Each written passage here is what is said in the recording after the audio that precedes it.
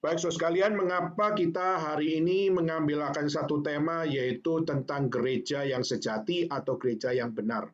Kita tahu bahwa sejak gereja mula-mula dirintis 2000 tahun, khususnya di dalam setiap kondisi yang dialami sampai pada hari ini, gereja terus-menerus menghadapi persecution. Gereja terus-menerus mengalami akan penderitaan dan gereja terus-menerus mengalami akan satu tantangan-tantangan yang tidak habis-habis. Dan sampai hari ini pun kita melihat bagaimana banyak gereja-gereja yang mengalami hal di mana mereka waktu beribadah mereka dipersulit, dan bahkan kita melihat banyak gereja-gereja yang mengalami akan kekhawatiran karena pemerintah-pemerintah mereka yang berusaha untuk menutup suara gereja, khususnya di dalam mereka sebagai orang beragama mempercayai iman mereka. Maka gereja secara realita terus-menerus menghadapi persecution sampai hari ini. Tetapi kita juga melihat satu realita, meskipun sejak mula-mula gereja dirintis sampai pada hari ini, kita melihat persecution tetap menjadi sebuah fakta sejarah maupun fakta realita hari ini. Namun kita juga melihat bagaimana gereja meskipun mengalami begitu banyak persecution, mengalami begitu banyak akan penderitaan dan penolakan dan sebagainya, sampai hari ini pun kita melihat sebuah realita bahwa gereja tidak punah, gereja tidak binasa, dan gereja tetap terpelihara. Meskipun gereja mengalami akan begitu banyak akan satu kondisi-kondisi yang mereka sebenarnya tidak seharusnya menerimanya. Tapi pertanyaannya adalah kenapa gereja sudah mengalami banyak penderitaan begitu hebatnya, gereja tetap tidak punah, tidak binasa, tetapi gereja tetap eksis meskipun kita melihat keberadaannya terus-menerus berubah, keberadaannya terus-menerus berpindah, dan eksistensi gereja terus-menerus merambat. Maka saudara, kita perlu untuk mempercayai bahwa firman Tuhan adalah sumber bagi kita untuk kita melihat bagaimana gereja meskipun mengalami apapun kondisi yang dihadapi, kita percaya firman Tuhan telah menyatakan apa yang menjadi bagian dari pemeliharaan Tuhan. Saya mengutip dari Matius pasal 16 ayat 18.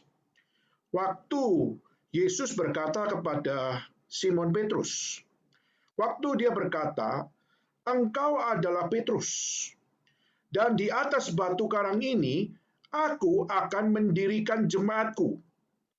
Dan saudara, seringkali kita sebagai orang percaya, kita tahu bahwa gereja itu adalah milik Tuhan.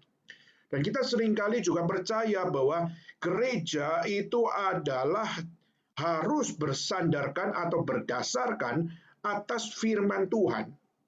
Dan kita percaya juga bahwa gereja adalah yang bertahta itu adalah Tuhan Allah, yaitu Kristus, di mana Kristus adalah kepala gereja dan gereja adalah tubuh Kristus. Tapi ada satu kalimat yang seringkali kita lupakan, yang tertera di dalam Matius 16 ayat 18 itu. Yaitu apa, saudara? Dan aku pun berkata kepadamu, engkau adalah Petrus, dan di atas batu karang ini, aku akan mendirikan jemaatku, saudara, dan alam maut tidak akan menguasainya.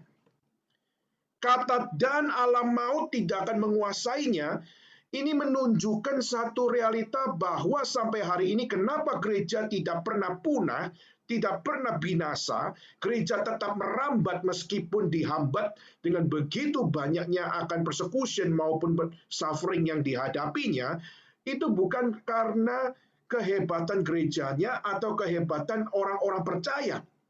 Tapi justru kita melihat kitab suci sudah dengan jelas memberikan konfirmasi bahwa gereja Tuhan tidak akan pernah punah dan binasa di dalam dunia ini, meskipun mungkin secara lokal gereja bisa ditutup. Dan kita melihat gereja bisa di-ban. Kita melihat gereja bisa di-silentkan oleh pemerintah dan sebagainya. Tetapi justru kita melihat di dalam kitab suci ada satu konfirmasi yang Tuhan jelas nyatakan bahwa apa? Alam maut tidak akan dapat menguasainya.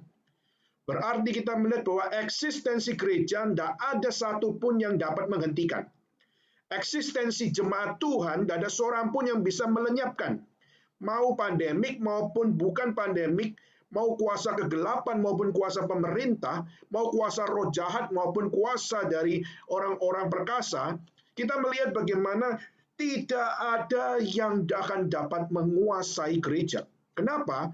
Karena Kristus mengatakan, I will build my church. Di mana Kristus sendiri yang menjamin eksistensi gereja, eksistensi jemaat Tuhan di dalam dunia ini. Tetapi kita juga tahu sebuah fakta bahwa banyak gereja-gereja yang juga sudah tidak setia lagi kepada ajaran yang benar. Sudah tidak lagi gereja pasti adalah gereja yang sejati, dan pasti gereja itu adalah gereja yang benar. Kita melihat banyak sekali gereja-gereja yang kenyang dengan keduniawian. Kita melihat juga banyak gereja-gereja yang secara prinsip sudah banyak melakukan sebuah kompromi. Kita melihat LGBT dilegalkan, lalu kita melihat perpuluhan yang seharusnya adalah untuk gereja, akhirnya kita melihat itu diambil oleh individu dari hamba Tuhan itu sendiri. Lalu kita juga melihat bagaimana Yesus sudah tidak lagi dipercaya sebagai Tuhan dan Juru Selamat, tetapi hanya dipercaya sebagai Nabi. Lalu bahkan kita juga melihat ada di YouTube, kita melihat bagaimana banyak orang yang mempertanyakan tentang Allah Tritunggal, dan akhirnya dia mengatakan, aku Kristen, tapi aku tidak percaya Allah Tritunggal. Dan juga ada orang percaya bahwa Yesus itu adalah manusia yang sama seperti kita, sama berdosanya dengan kita. Bahkan banyak dari mereka juga mengatakan, saya tidak percaya neraka. Saya hanya percaya bahwa semua orang pasti masuk surga. Tidak ada satupun yang akan masuk neraka. Semua akan berada di dalam cinta kasih Tuhan. Begitu banyak penafsiran-penafsiran gereja, begitu banyak penafsiran ajaran-ajaran gereja, yang sebenarnya kalau kita bisa katakan, mereka tidak layak masuk surga karena pengajaran itu tidak sesuai dengan apa yang disampaikan oleh Tuhan. Kalau Tuhan mengatakan, I will build my church, berarti doktrin gereja harus kembali kepada pengajaran Kristus yang asli. Berarti kalau I will build my church, berarti semangat gereja harus kembali kepada semangat gereja yang asli. Dan juga pada saat kita melihat bagaimana I will build my church, berarti aplikasi gereja harus beraplikasi di atas sumber dan dasar yang dibangun oleh Kristus sendiri. Dengan kita melihat kembali kepada semangat Adventes, yaitu back to the source, yaitu adalah kembali kepada Kristus, disitulah alam maut tidak akan menguasainya. Tapi kita melihat hari ini banyak gereja kayak seakan-akan dipermainkan oleh iblis. Kita melihat gereja dipermainkan dengan kuasa kegelapan, kita melihat gereja dipermainkan oleh orang-orang bodoh, istilahnya kalau kita bisa katakan.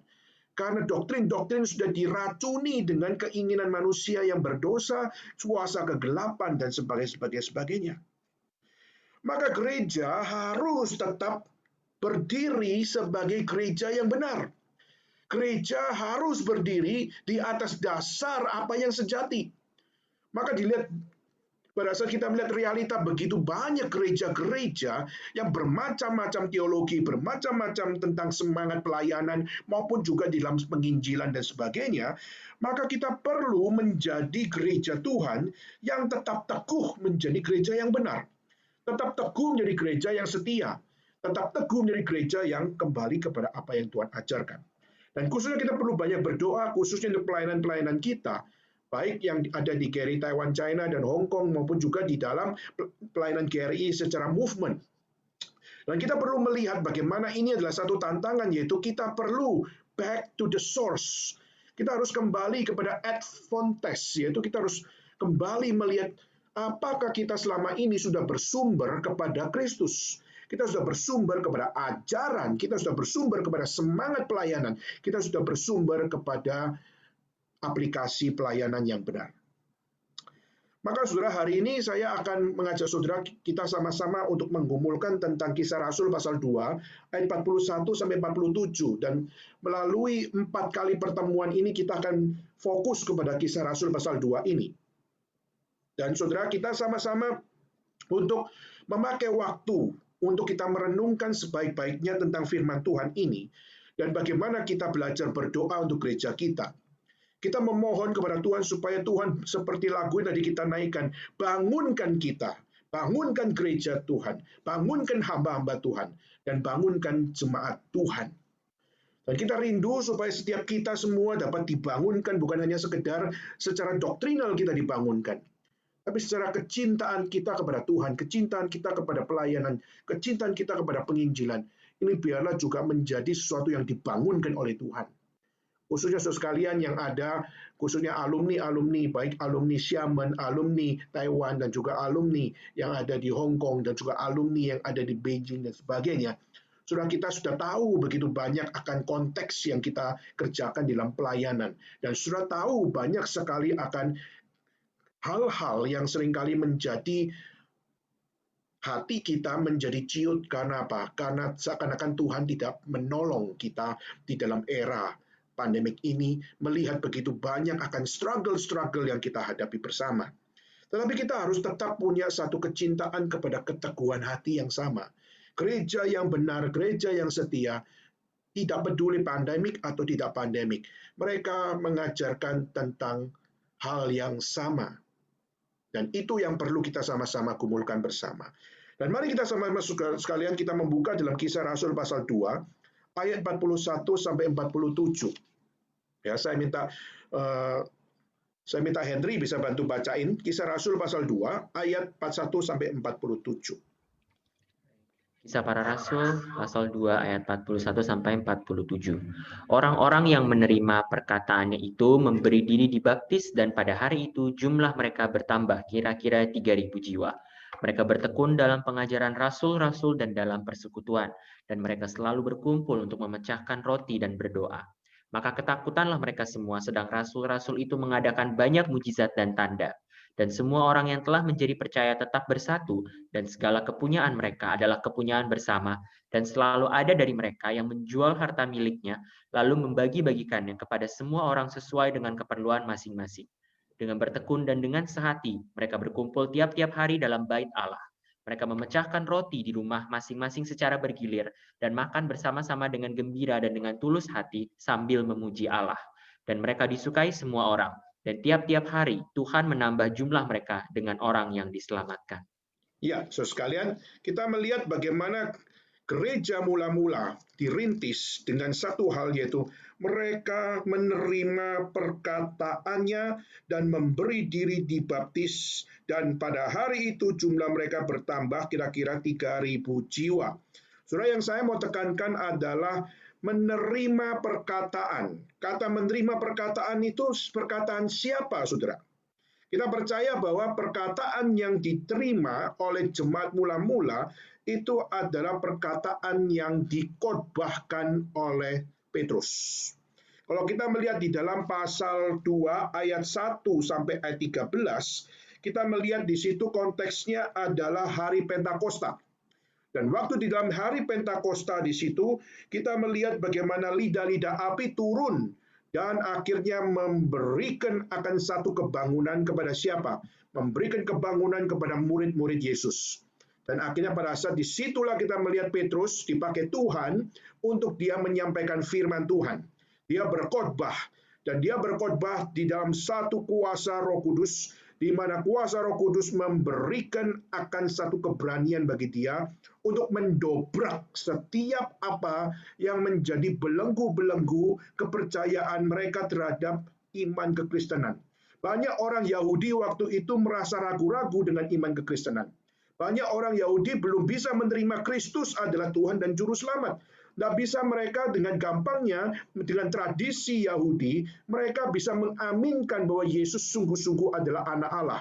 Maka waktu kita melihat Petrus, dia berkhotbah, dan di dalam khotbah yang disampaikan, kita melihat bagaimana dia menyampaikan apa? Dia menyampaikan bahwa apa yang dikerjakan oleh murid-murid Yesus, di situ bukanlah dari kuasa Beelzebul, bukan kuasa kegelapan, tetapi Allah yang memberikan.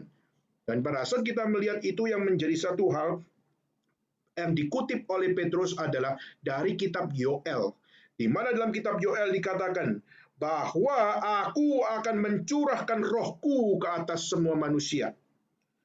Maka anakmu laki-laki dan perempuan akan bernubuat, teruna-terunamu akan mendapatkan penglihatan, dan anak-anak dan orang-orangmu yang tua akan mendapat mimpi.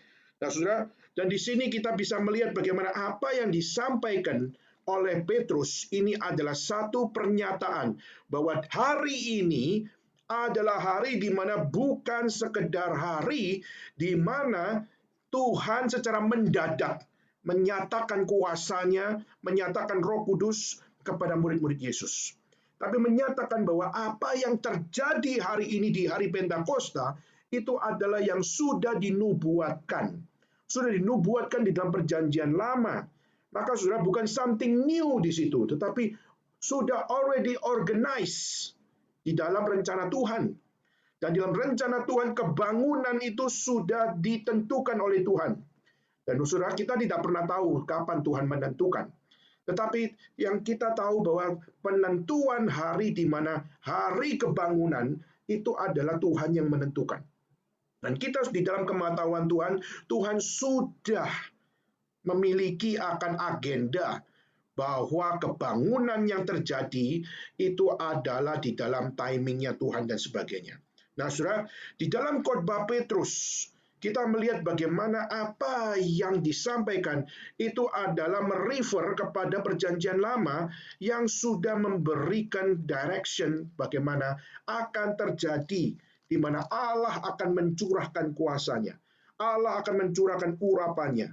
Dan Allah made it possible di dalam kehidupan orang percaya untuk mengalami kuasa curahan Roh Kudus yang diberikan kepada orang percaya. Nah, saudara, fokus saya bukan pada khotbah Petrus hari ini. Tapi fokus saya adalah setelah mereka mendengar khotbah Petrus. Itu yang mau menjadi fokus saya, saudara. Kita lihat di dalam ayat 37. Ya. Coba saya minta Wilson bacain 37 dan 38. Saya minta Wilson bisa membacakan Kisah Rasul pasal 2 ayat 37 dan 38. Coba. Saya baca dalam ESV. Now when they heard this, they were cut to the heart and said to Peter and the rest of the apostles, "Brothers, what shall we do?" And Peter said to them, "Repent and be baptized, every one of you, in the name of Jesus Christ, for the forgiveness of your sins, and you'll receive the gift of the Holy Spirit." Ya. Ketika mereka mendengar hal itu, saudara, hati mereka sangat terharu. Siapa mereka? Mereka adalah orang-orang Yahudi yang dari berbagai macam daerah yang dikatakan adalah dari Partia, Media, Elam, Mesopotamia, Yudea, Kapadokia, Pontus dan Asia, Frigia, Pamfilia, Mesir, Fibia, dan juga Kirene, dan juga Roma, dan juga yang lain. Mereka sama-sama punya background keyahudian, meskipun mereka tinggal di negara, merantau di begitu banyak negara. Tapi mereka adalah orang-orang Yahudi yang baru mendengar khotbah tentang Kristus. Mereka yang mendengar khotbah tentang Allah yang dipercaya orang Kristen. Mereka mendengar khotbah tentang apa yang ada perjanjian lama digenapi dalam perjanjian baru. Mereka mendengar khotbah bagaimana Kristus adalah Tuhan dan Juru Selamat. Dan saudara, waktu mereka, orang-orang Yahudi ini yang belum pernah baca kitab suci, yang belum pernah baca perjanjian baru, karena memang perjanjian baru tidak ada, dan mereka baru mendengar tentang Kristus, dan mereka mendengar khotbah yang secara originally established dari gereja yang namanya Jemaat Mula-Mula. Dan pada saat kita melihat khotbah yang disampaikan, akhirnya kita melihat orang-orang Yahudi yang ada di Yerusalem, mereka semua hatinya terharu. Mereka terharu kenapa? Karena penggenapan firman Tuhan ada di hari ini. Penggenapan firman Tuhan ada di sini. Dan mereka melihat bagaimana iman kekristenan, di mana percaya kepada Kristus adalah Tuhan dan Juru Selamat, adalah the original message yang seharusnya hari itu mereka responi. Saudara, mereka mendengar, hati mereka terharu.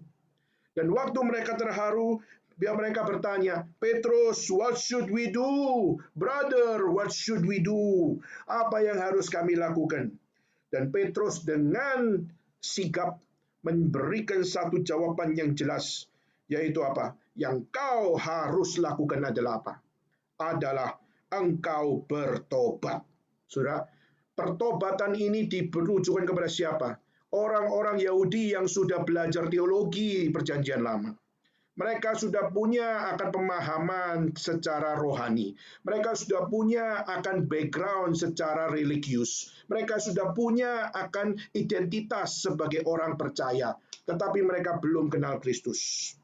Maka itulah kenapa pada saat Petrus mengatakan, bertobatlah, dan hendaklah kamu masing-masing memberikan dirimu dibaptis dalam nama Yesus Kristus untuk pengampunan dosamu. Maka engkau akan menerima karunia Roh Kudus. Saudara, yang menjadi perhatian saya adalah gereja yang teguh, gereja yang benar, gereja yang sejati. Tidak boleh membuang satu fakta bahwa gereja harus bertobat. Gereja harus mementingkan pertobatan. Gereja harus memberitakan berita pertobatan. Gereja juga harus untuk membawa setiap orang untuk mengenal satu fakta bahwa pengampunan dosa hanya dapat diberikan oleh Tuhan Allah dan tidak ada seorang pun yang dapat menyatakan pengampunan dosa. Maka saudara, inilah satu fakta yang hari ini kita mau fokus, yaitu gereja yang benar adalah gereja yang bertobat. Dan pertanyaannya adalah bagaimana hari ini kita mencerna gereja yang bertobat di sini. Saya percaya saudara, orang-orang Yahudi mereka semua adalah orang-orang yang berasal dari berbagai macam tempat ada di situ. Tetapi saya juga percaya, saudara, orang-orang Yahudi yang tinggal di Yerusalem juga ada di situ. Ya, saudara. Jadi yang ada di sana pada saat masa hari Pentakosta bukan cuma orang-orang Yahudi yang dari luar Yerusalem.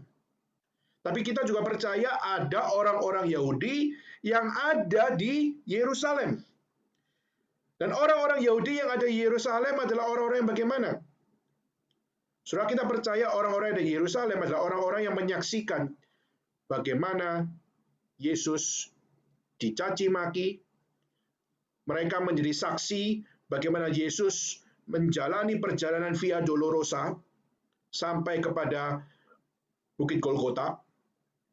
Orang-orang Yahudi juga yang menyaksikan Yesus waktu dia disalib. Dan ada bagian di mana orang-orang Yahudi yang juga apa? Menyaksikan waktu Yesus sebelum disalibkan. Waktu diadili. Dan akhirnya mereka ada yang mungkin berkata, salibkan dia, salibkan dia. Dan orang Yahudi yang berkata salibkan dia itu juga ada di Yerusalem. Lalu kita bisa mengatakan bahwa orang-orang Yahudi dari berbagai macam background, ada yang tidak tahu apa-apa tentang Yesus Kristus. Mereka baru tiba di Yerusalem dan mereka baru dengar tentang isu tentang Kristus. Tapi kita juga percaya juga ada orang Yahudi yang ada di Yerusalem yang sudah kenal betul tentang kisah Kristus waktu dia melayani selama 3 tahun. Saudara, maka saya sangat percaya, saudara, bahwa kata bertobatlah di sini adalah satu berita yang paling sensitif. Khususnya kepada siapa? Kepada orang-orang Yahudi yang ikut-ikutan berkata, salibkan dia, salibkan dia. Saya percaya bahwa kata bertobatlah ini adalah satu khotbah yang sangat sensitif kepada mereka orang-orang Yahudi yang ikut-ikutan mencaci maki Yesus, yang ikut-ikutan membenci Yesus, yang ikut-ikutan menganiaya Yesus, bahkan yang menertawakan Yesus waktu Yesus disalibkan. Saya percaya bahwa khotbah bertobatlah ini adalah satu khotbah yang sangat sensitif bagi mereka yang dari awal sudah melakukan akan satu hal di mana mereka membenci Yesus. Tetapi saudara, justru kita melihat bagaimana apa? Inilah satu fakta. Orang-orang yang paling membenci Yesus, apakah kita harus benci? Jawabannya adalah tidak. Apakah orang yang sudah bertekad mengatakan salibkan dia, mencaci maki Yesus, membenci Yesus, bahkan menganiaya Yesus, adalah orang yang juga harus kita dianiaya balik, yang harus kita benci balik, yang perlu kita caci maki balik, atau yang perlu kita salibkan dia balik? Jawabannya adalah tidak. Tuhan justru mengajarkan kepada kita bukan untuk double revenge, bukan? Tapi Tuhan justru mengajarkan kita untuk bagaimana how to love them, how to love our enemies. Bagaimana kita mencintai Tuhan, kita mencintai sesama, dan kita belajar mencintai atau mengasihi musuh kita. Nah, saudara, saya percaya ini adalah satu khotbah yang very sensitive. It was very sensitive for them. Kenapa, saudara? Karena mereka sebelum bertobat, mereka 180 derajat membenci Yesus. Tapi justru melalui khotbah Petrus, kuasa Roh Kudus tercurahkan atas dia, dan dia menyampaikan kebenaran firman Tuhan. Dan kita melihat bagaimana orang-orang Yahudi yang mendengar khotbah Petrus akhirnya menjadi orang-orang yang menyadari dengan terharu betapa berdosanya dia, betapa dia adalah orang-orang yang tidak layak menerima keselamatan. Dan waktu khotbah itu sudah tersampaikan, what should we do, my brother? Dan akhirnya dikatakan apa? Bertobatlah. Bertobatlah bukan sekedar secara sikap, bukan sekedar secara pemikiran, tetapi secara hati berubah. Dan saudara, untuk berubah 180 derajat itu adalah sesuatu yang tidak mudah. Maka pada saat kita melihat ini adalah satu bagian yang kita perlu sama-sama renungkan, saudara. Apakah mudah seorang yang sudah ikut-ikutan membenci Yesus, menganiaya Yesus, mencaci maki Yesus, bahkan ikut-ikutan berkata salibkan Yesus, tiba-tiba bisa dengan mudahnya bertobat? Saudara, pada saat saya membaca sejarah gereja, atau saya membaca sejarah gereja mula-mula tentunya, saudara, banyak hal yang kita lihat bagaimana setelah mereka bertobat, apa yang terjadi. Ya, kita melihat sebuah fakta bahwa betul orang-orang Yahudi yang ada di Yerusalem itu bertobat, saudara. Mereka berubah attitude mereka, saudara. Mereka berkata bahwa aku mau menjadi orang yang mengikut Kristus secara sikap, secara pemikiran, secara sikap hati. Yes, kita melihat satu fakta di mana pertobatan, hari pertobatan terjadi di Yerusalem di hari Pentakosta. Nah, after dari semuanya itu, apa yang terjadi di Yerusalem, saudara? Saudara, saya melihat beberapa catatan-catatan, saudara, di mana seperti Bapak Gereja yang mengatakan seperti seorang bernama Justin Martyr. Ya, Justin Martyr adalah orang Reform atau orang Protestan yang mempersembahkan hidupnya untuk menjadi martir. Ya. Justin mengatakan bahwa apa? Pada saat orang-orang menjadi Kristen, waktu itu ada harga yang harus dibayar. Apa harga yang harus dibayar? Dia mengisahkan bahwa ada suami yang mengadukan istrinya, sehingga akhirnya istrinya dihukum mati. Hanya karena apa? Istrinya percaya kepada Yesus. Orang Yahudi, saudara. Sama-sama orang Yahudi, tetapi pada saat suaminya mendengar istrinya bertobat, istrinya menjadi Kristen, istrinya percaya Yesus adalah Tuhan dan Juru Selamat, akhirnya suami yang adalah inner circle dari sebuah keluarga di mana suami dan istri itu sudah berjanji di hadapan Tuhan sehidup semati, tapi pada saat yang istrinya percaya kepada Yesus, di dalam tradisi Yahudi itu sebuah pemurtatan. Maka akhirnya terjadi suami ini mengadukan istrinya karena dia menjadi Kristen. Dan akhirnya, saudara, dihukum matilah istrinya. Sehingga akhirnya apa? Suami enak bisa cari istri lagi, saudara. Sedangkan istrinya harus mati. Saudara, juga tertulis di dalam sejarah gereja, sejak dari apa yang terjadi pada hari Pentakosta di Yerusalem, ada anak-anak muda yang bertobat. Anak-anak muda, anak-anak Yahudi yang bertobat. Tapi pada saat mereka, anak-anak Yahudi itu bertobat, akhirnya diketahui oleh orang tuanya, akhirnya orang tuanya mengatakan, aku mencabut hak warismu. Aku bukan orang tuamu lagi, kamu bukan anakku lagi. Maka saudara, anak-anak Yahudi yang masih muda itu akhirnya dicabut hak warisnya karena dia Kristen. Dan karena dicabut hak warisnya karena dia Kristen, maka dia sudah tidak berbagian lagi di dalam keluarga, alias diputus hubungan keluarga. Saudara, lalu kita bisa melihat bagaimana banyak kaisar-kaisar Romawi di dalam sejarahnya. Kita tahu bahwa Yerusalem, Palestina, dan sebagainya pernah menjadi akan satu wilayah yang dikuasai oleh Romawi. Nah, kita tahu dari Raja Herodes, di mana Raja Herodes menjadi satu orang yang sangat penting di dalam wilayah Yudea. Nah, kita melihat banyak sekali konsep-konsep Romawi atau juga satu hal di mana pengaruh Romawi masuk di dalam wilayah Yudea. Nah, kita melihat banyak kaisar-kaisar yang juga akhirnya melihat orang-orang Kristen ini sudah dipersulit, di mana dihukum mati sana, dia hukum mati sini, lalu sudah dicabut hak warisnya sana sini.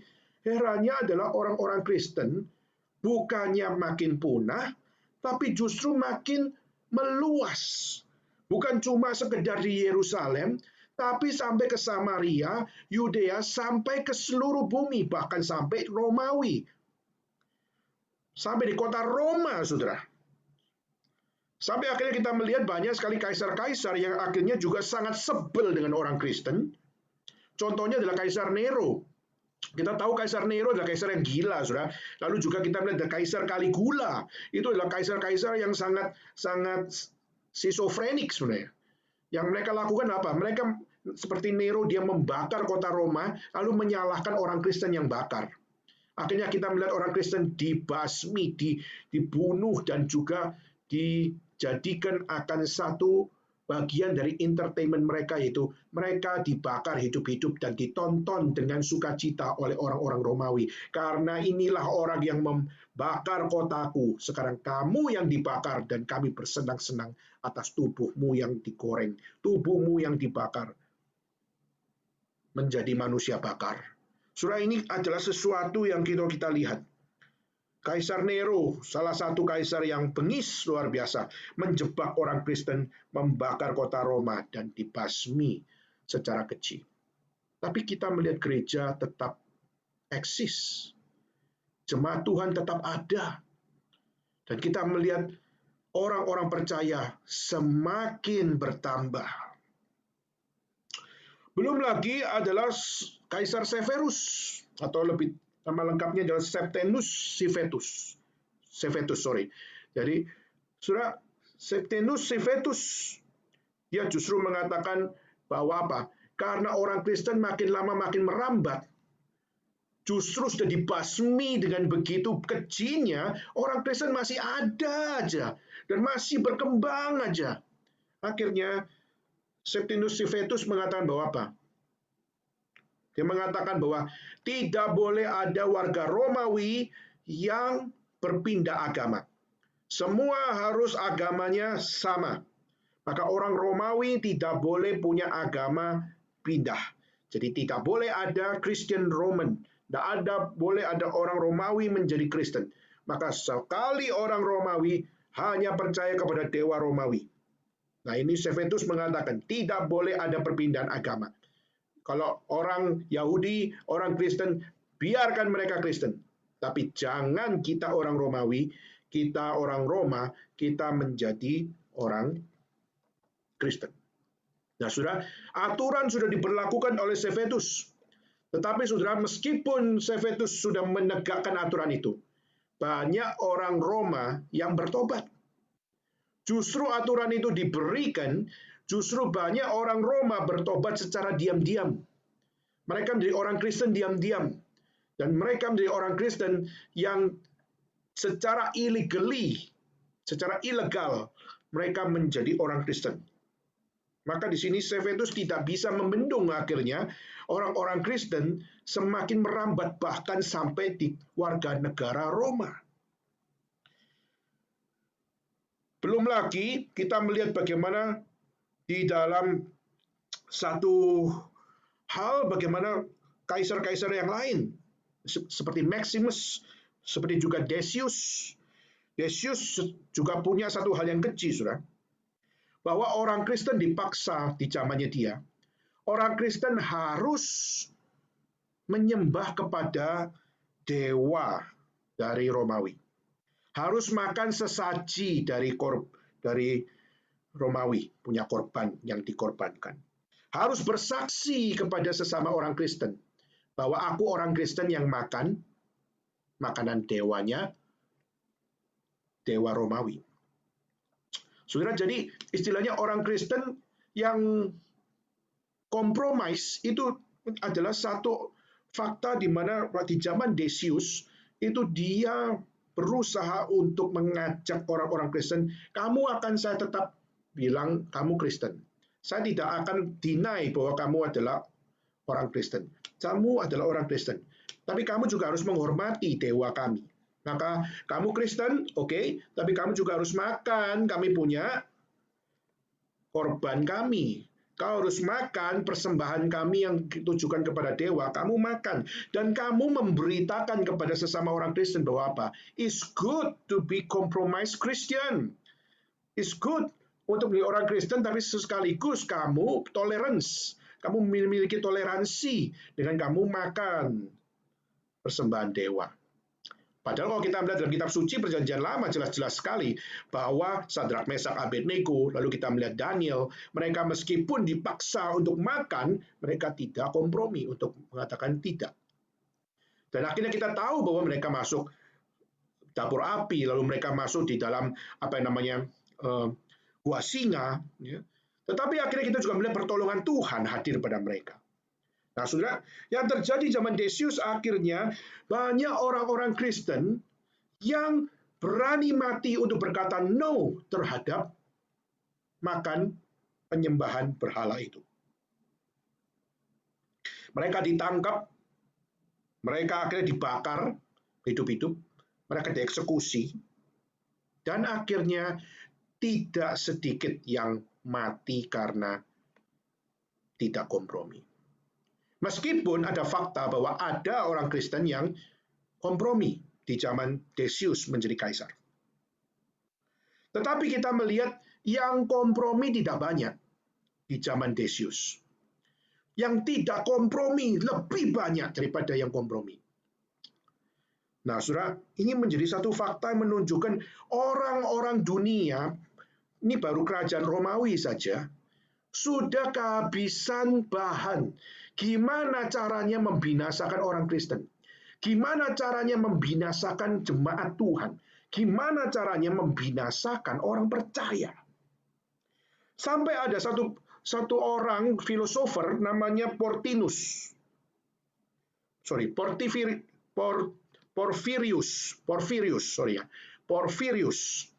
Porfirius sampai dia seorang filosofer di mana dia tulis satu buku 15 jilid, saudara. Perhatikan, 15 jilid buku dia tulis. Judulnya adalah Against the Christian. How to against the Christian. Gimana kita melawan umat Kristiani. Dia mengatakan umat Kristiani ini enggak.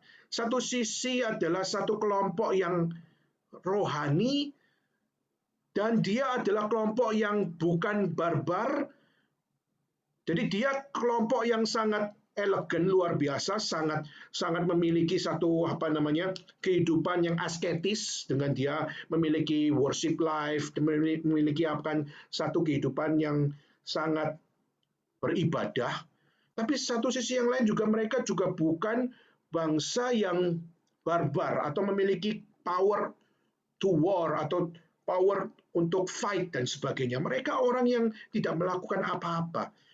Tapi herannya adalah kenapa setiap kaisar Romawi waktu mau melenyapkan gereja, melenyapkan jemaat Tuhan, melenyapkan orang Kristen, mereka semua gagal untuk melenyapkannya. Saudara, Porfirius sangat-sangat tidak puas. Ada apa dengan orang Kristen? Kenapa orang Kristen kok susah sekali dibasmi? Berpuluh-puluh tahun, beratus-ratus tahun, tidak berhasil dibasmi. Sehingga akhirnya apa? Porfirius akhirnya dia tulis dengan detail. Saya ingin punya buku itu. Dan saya sampai sekarang belum bisa dapatkan buku itu. Kenapa? Karena buku Porphyrius setelah dia menuliskan itu, akhirnya dilawan oleh begitu banyak bapak-bapak gereja, dan salah satu yang melawan adalah Agustinus. Agustinus pernah membuat satu karya untuk melawan Porphyrius, mengatakan bahwa orang-orang Kristen adalah orang-orang yang justru memiliki pengharapan Kristus, sehingga apa? Sehingga dia adalah orang-orang yang tidak akan pernah dapat dilenyapkan di dalam dunia. Agustinus pernah menuliskan karya itu. Tetapi karya Porphyrius tidak ada, sulit sekali didapatkan, atau mungkin bahkan tidak ada. Kenapa? Karena setelah bapak-bapak gereja menyerang akan Porphyrius, akhirnya buku-buku Porphyrius itu dibakar. Sehingga sampai hari ini kita nggak bisa menemukan 15 jilid buku itu, karena buku 15 jilid itu sudah dibakar oleh bapak-bapak gereja di zaman itu. Sehingga itulah kenapa sudah kita sampai sekarang kita nggak bisa punya data yang detail tentang apa yang mereka pikirkan untuk melawan orang Kristen. Tetapi one for sure adalah apa? Adalah kita melihat bagaimana Porphyrius sangat kerepotan untuk bagaimana untuk melenyapkan orang Kristen. Saudara, maka ini adalah satu fakta yang saya sharingkan kepada saudara sekalian untuk menunjukkan bahwa di dalam sejarah kita melihat bagaimana pada saat orang Yahudi bertobat, pada saat di zaman Petrus, waktu setelah dia berkhotbah, orang-orang Yahudi baik yang tinggal di Yahudi maupun yang dari luar negeri datang ke sana, waktu mereka mendengar khotbah dari Petrus, akhirnya mereka merasa satu hal di dalam dirinya, yaitu mereka terharu dengan apa yang Kristus kerjakan, terharu dengan karya keselamatan, dan terharu dengan khotbah di dalam kebenaran Allah yang dinyatakan. Maka pada saat kita melihat what should we do, maka bertobatlah. Dan kata bertobatlah yaitu apa? Datanglah kepada Kristus. Bertobatlah berarti percayalah dia adalah Tuhan dan Juru Selamat. Dan bertobatlah berarti sirnakan dosa di dalam hidupmu. Nah, saudara, itu adalah satu hal yang menjadi penekanan jemaat Tuhan. Jemaat Tuhan kalau tidak sungguh-sungguh bertobat, maka di dalam perjalanan sejarah, jemaat Tuhan pasti gampang hancur. Tetapi meskipun kita melihat di dalam abad demi abad, jemaat Tuhan semakin dihambat, semakin merambat, karena mereka punya satu modal di dalam hidupnya, yaitu mereka tahu siapa Tuhan dan siapa dirinya. Dia tahu who is God, dan mereka tahu siapa diri mereka. Dan mereka bertobat karena mereka tahu bahwa apa? Yang mengharukan hatinya adalah Tuhan Allah yang seharusnya menghukum orang berdosa. Tapi dia adalah Tuhan Allah yang mengasihi orang berdosa, sehingga memberikan Yesus Kristus kepada mereka untuk mati dan untuk bangkit dari kematian dan memberikan pengharapan bagi mereka. Keterharuan itu menjadi satu sincere heart, sesuatu kejujuran bahwa apa? I need that message. I need that hope. I need that truth. Saudara, dan kita melihat sungguh-sungguh karunia Allah diberikan kepada mereka. Saudara, karunia Roh Kudus yang diberikan kepada mereka adalah karunia apa, saudara? Saya percaya salah satu karunia yang diberikan Roh Kudus kepada orang percaya adalah karunia untuk setia. Setia bukan karena apa yang sekedar menjadi kemauan hatinya. Kesetiaan yang nggak bisa digoncangkan adalah kesetiaan yang ditaruh Tuhan di situ. Bukan karena Tuhan sudah mengerjakan segala sesuatunya, maka kita bilang, aku mau setia ikut Tuhan. Tapi kesetiaan itu adalah kesetiaan yang dari kita. Saudara, kesetiaan dari kita itu terbatas. Maka kesetiaan dari kita yang terbatas bisa kompromi. Itu kenapa kita melihat kenapa banyak orang Kristen yang jatuh dalam kompromi. Karena konsep kesetiaan mereka bukan kesetiaan yang ditaruh Tuhan. Tapi kesetiaan mereka masih adalah kesetiaan yang mereka bangun di dalam komitmen mereka, tapi bukan yang Tuhan taruh di situ. Saya percaya waktu dikatakan karunia Roh Kudus diberikan bagimu adalah karunia mempertahankan iman, karunia percaya kepada Tuhan, dan karunia tetap kuat meskipun menghadapi penderitaan. Saudara, itulah yang kita percaya. Karunia Roh Kudus hadir untuk mereka hidup melewati penderitaan dan sebagainya. Nah, saudara, dan waktu mereka bertobat, saudara, kita melihat bagaimana sungguh-sungguh karunia Roh Kudus diberikan bagi mereka. Berapa banyak yang rela mati. Saudara, kalau saudara hitung ya, kalau saudara coba cari di internet, berapa banyak orang Kristen yang dibasmi, yang mati. Nggak usah banyak-banyak. Di Eropa saja. Atau nggak usah banyak-banyak. Di Cungkok saja. Berapa orang Kristen yang sudah dibasmi, yang sudah dimatikan, yang sudah dihancurkan, tetapi tetap bertahan. Saudara, kita melihat bagaimana apa yang terjadi di dalam sejarah sampai pada hari ini. Sebenarnya menunjukkan betapa Tuhan itu sungguh-sungguh berkuasa.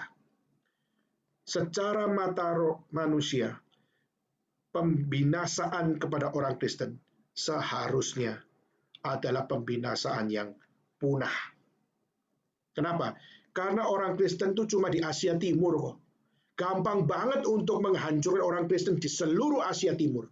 Gampang banget. Nggak usah sebelum mereka menyebar sampai ke Eropa, sebelum mereka sampai menyebar sampai ke Asia, menyebar sampai ke Amerika, menyebar sampai ke Afrika. Gampang banget Asia Timur, cuy, yang begitu kecil, itu gampang banget untuk bisa dibinasakan semuanya orang Kristen. Tetapi justru penderitaan-penderitaan yang dialami tidak membawa keberhasilan untuk membasmi orang Kristen.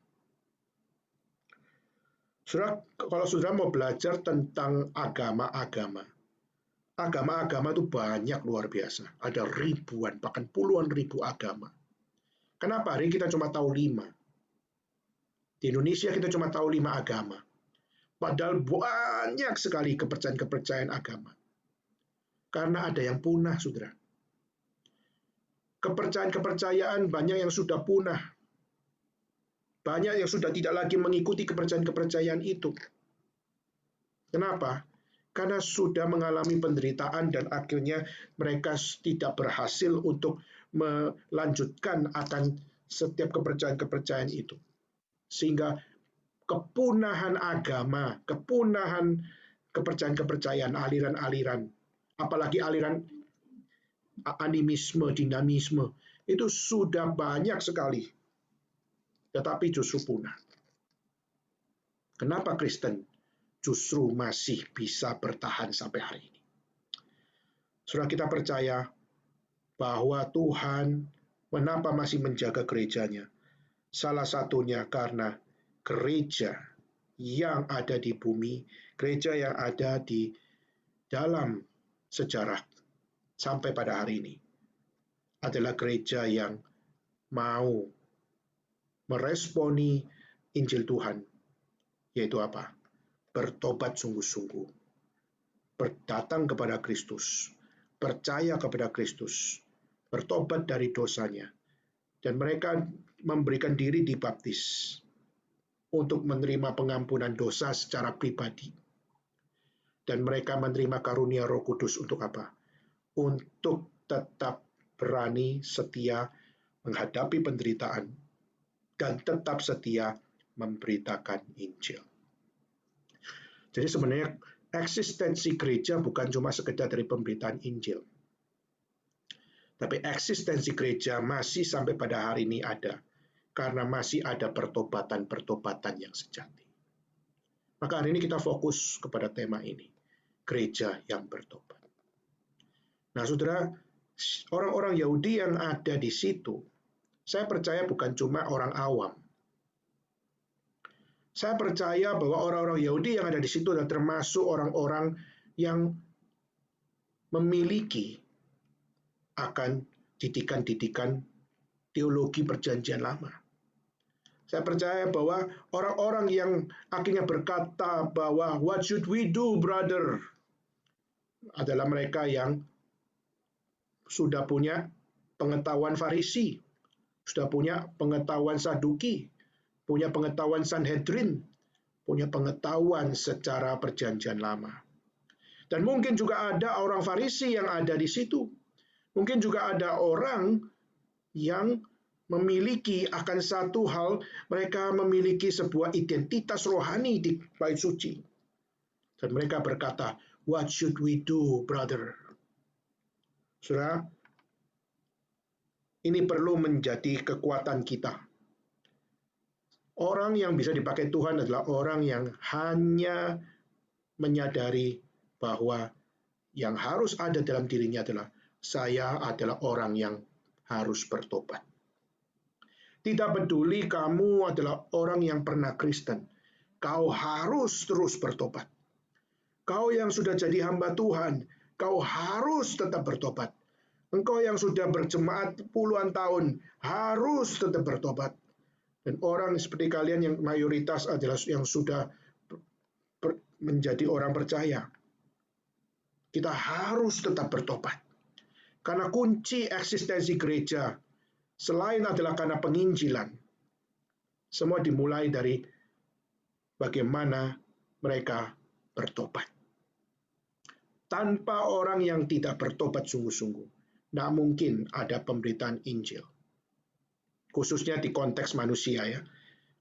Di dalam konteks kehidupan manusia, orang yang memulai pemberitaan Injil pasti adalah orang yang sudah bertobat sungguh-sungguh.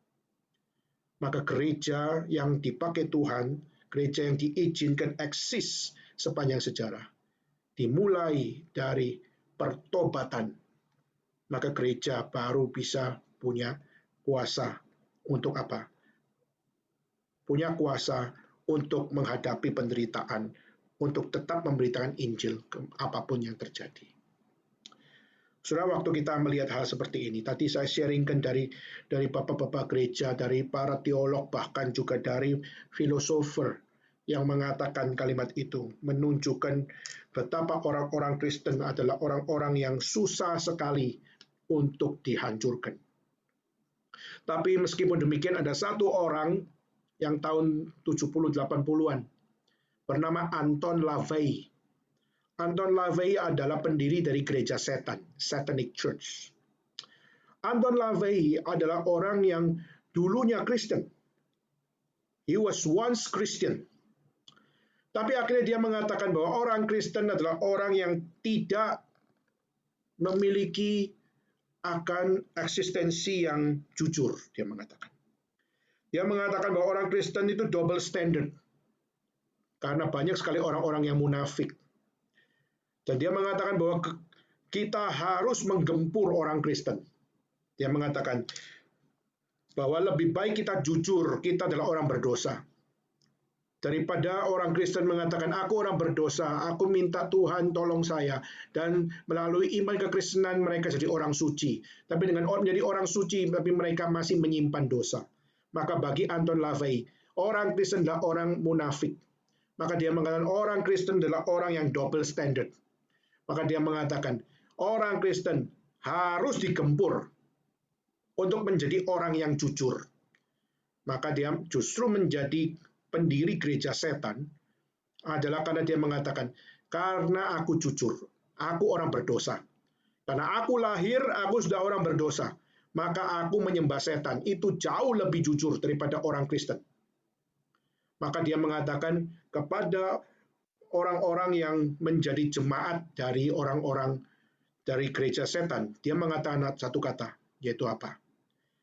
Mari kita sejujur mungkin menjadi orang yang mendukung setan. Maka dia juga mengatakan apa?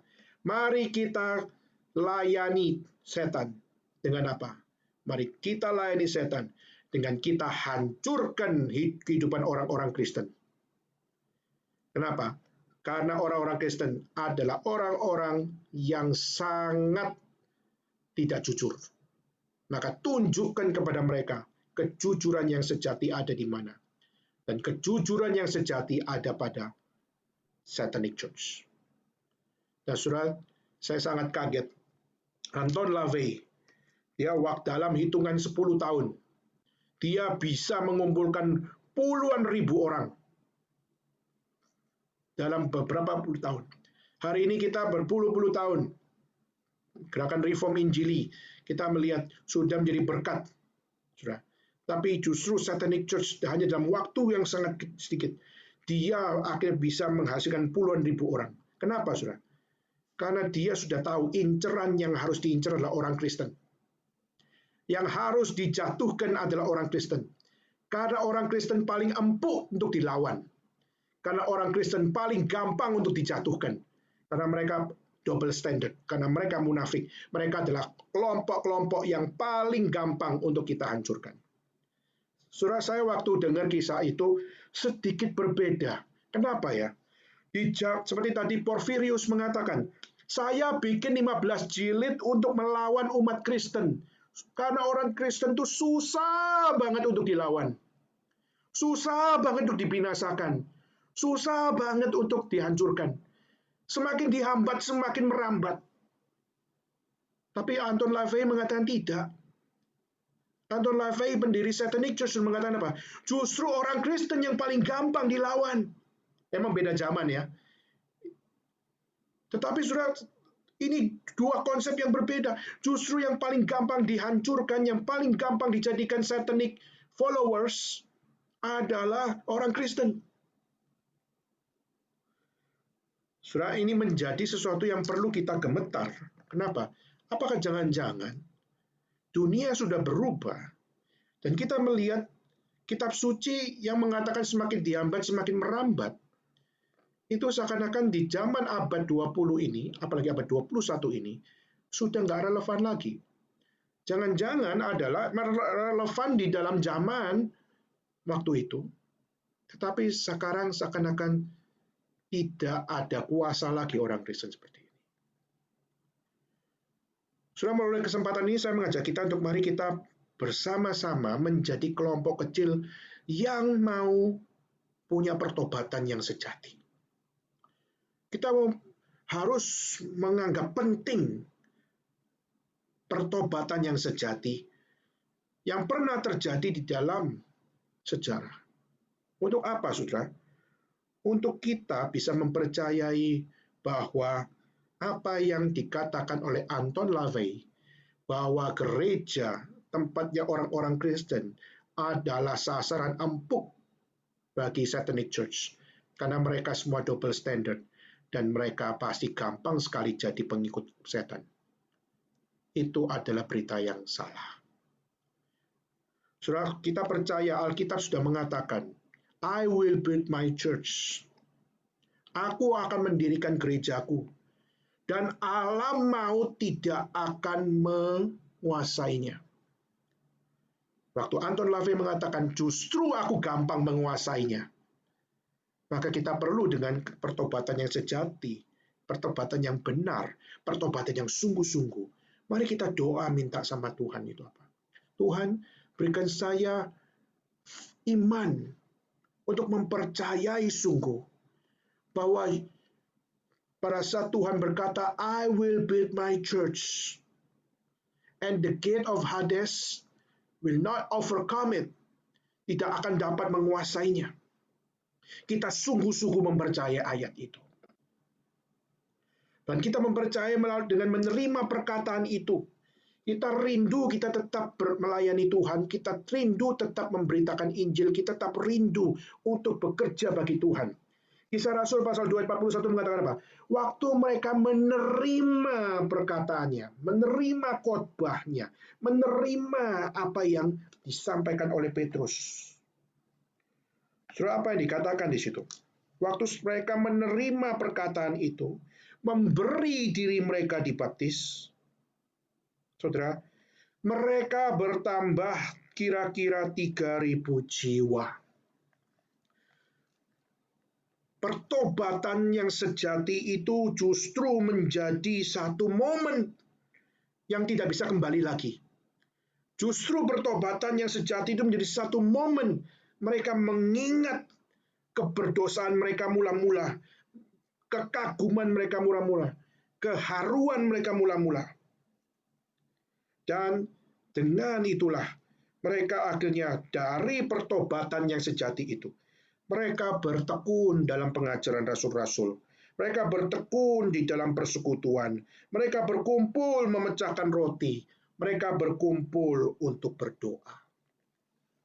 Saudara, maka ini menjadi satu hal, yaitu apa? Apa yang kita kerjakan hari ini, kita melihat era pandemik sangat-sangat memukul mentalitas orang Kristen. Sangat-sangat memukul akan semangat kita untuk membaca kitab suci. Padahal era pandemik kita work from home dan sebagainya, justru kita punya kesempatan lebih banyak untuk baca kitab suci. Tetapi environment seakan-akan membuat kita mengalami sebuah kebosanan, mengalami sebuah hal di mana kita menjadi orang-orang yang seakan tidak punya tujuan. Dan akhirnya kita melihat banyak sekali hari-hari kita justru adalah hari-hari yang lepas dari apa yang seharusnya. Maka hari ini saya akan menutup dengan satu hal. Hari ini kita fokus. Gereja yang benar adalah gereja yang bagaimana? Pertama, gereja yang benar adalah gereja yang harus bertobat. Pertanyaannya, sudahkah kita memiliki pertobatan yang sejati? Tidak peduli saudara sudah Kristen atau belum Kristen atau sudah melayani Tuhan sekalipun. Mari kita kembali kepada spiritualitas kita untuk melihat apakah saya sudah sungguh-sungguh bertobat dengan benar-benar. Maka kiranya Tuhan memberikan kepada kita masing-masing satu kerendahan hati untuk kita self-introspection. Dan bagaimana kita melihat iblis pasti nggak tinggal diam. Tapi pertanyaannya, apakah kita akan seperti orang Kristen di zaman Romawi, di mana kita tetap setia sampai mati sekalipun, kita tetap setia. Dan kita ditakuti, dan kita disegani, karena imanku adalah iman yang setia. Sampai orang susah untuk menghancurkan kita, karena Tuhan beserta dengan kita. Atau justru kita seperti yang dikatakan oleh Anton LaVey, sasaran empuk untuk berdosa, jatuh di dalam dosa, adalah orang Kristen, orang di dalam gereja, orang yang percaya kepada Yesus. Merekalah sasaran empuk, jatuh di dalam dosa. Kiranya kita saling mendoakan satu dengan yang lain. Saudara, doakan saya sebagai hamba Tuhan. Doakan saya supaya saya sungguh-sungguh punya pertobatan yang sejati. Kita juga sama-sama berdoa satu sama lain. Berdoa untuk yang sekolah teologi. Berdoa untuk yang bekerja, yang sekolah, dan yang melakukan aktivitas-aktivitas di luar. Mari kita saling mendoakan satu dengan yang lain. Kita sama-sama berdoa. Mohon Tuhan yang berbelas kasihan kepada orang-orang Kristen di era pandemik ini. Kiranya Tuhan sungguh-sungguh menguatkan kita untuk kita sama-sama bisa saling membangun untuk setia sampai akhir. Mari kita tutup sama-sama di dalam doa. Dan saya minta dua rekan kita berdoa. Saya minta untuk pertama adalah Wilson. Kedua, saya minta untuk Wenli. Kalau ada di situ, saya minta Wenli untuk berdoa. Minta Wilson dulu untuk berdoa. Kami di surga, kiranya Tuhan berbelas kasihan kepada kami semua. Seringkali mungkin sebelumnya kami pikir kami adalah orang yang rohani, kami adalah orang yang kuat.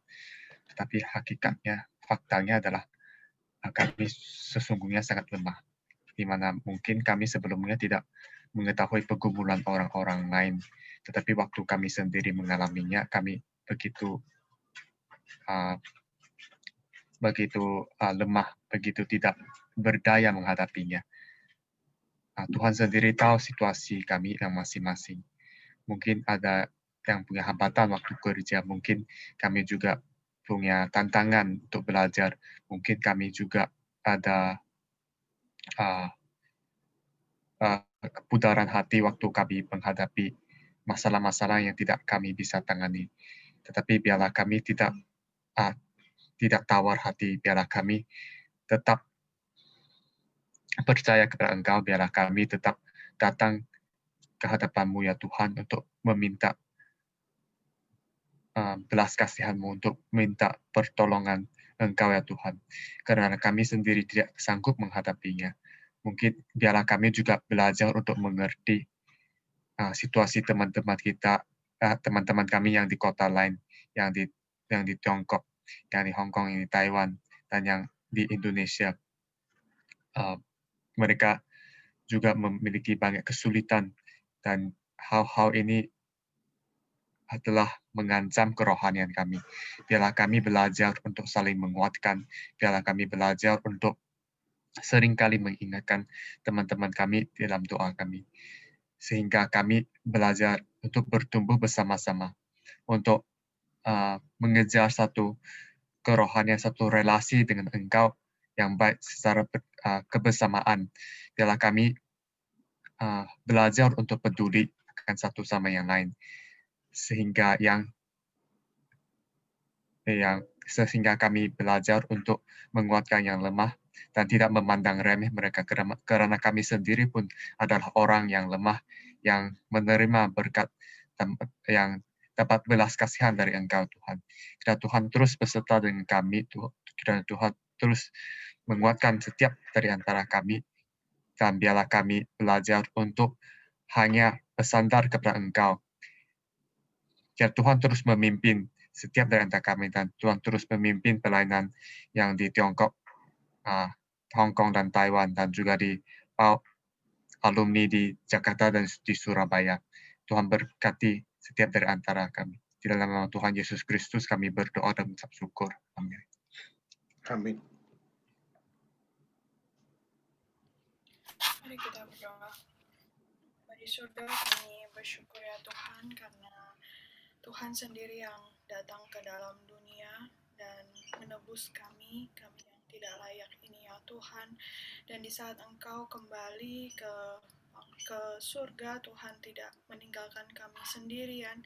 Tuhan menganugerahkan Roh-Mu yang kudus, sehingga kami boleh menjadi gereja, menjadi perwakilan Tuhan di tengah-tengah dunia ini ya Tuhan.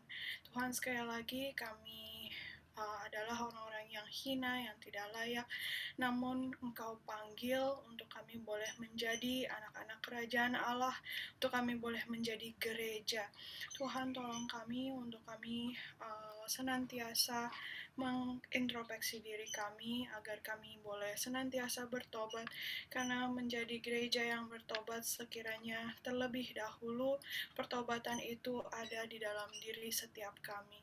Tuhan, tolong kami ya Tuhan yang lemah dan tak berdaya ini, kiranya kami boleh meresponi setiap panggilan Tuhan sebagai gereja di tengah-tengah zaman ini ya Tuhan, dan khususnya di tengah pandemi ini ya Tuhan. Biarlah kami boleh tetap menjadi orang-orang yang dipakai Tuhan, menjadi gereja yang sungguh-sungguh berperan sebagaimana mestinya. Tuhan, kami menyerahkan setiap daripada kami, dan kami bersyukur untuk firman yang boleh kami pelajari dan kami dengar hari ini. Tuhan, kiranya yang boleh terus ingatkan kami dan terus pertobatkan kami. Di dalam nama anak-Mu Tuhan Yesus Kristus kami telah berdoa. Amin. Amin. Kita sama-sama untuk melanjutkan dengan kita menjalankan persembahan, dan minta untuk Arif bisa melanjutkan. Ya.